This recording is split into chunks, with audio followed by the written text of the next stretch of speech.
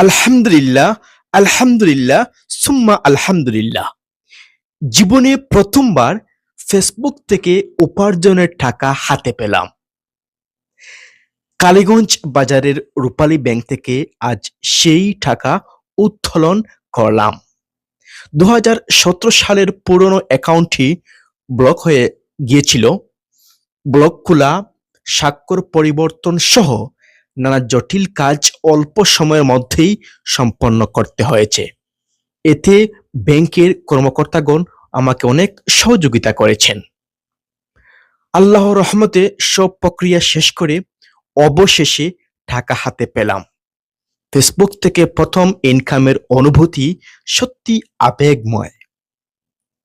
এই অর্জন আমার কন্টেন্ট তৈরির পথে নতুন আশা ও অনুপ্রেরণা যোগ করেছে। আগামীতে আরো ভালো কাজ করতে চাই। সকলের দোয়া ও সহযোগিতা কামনা করছি।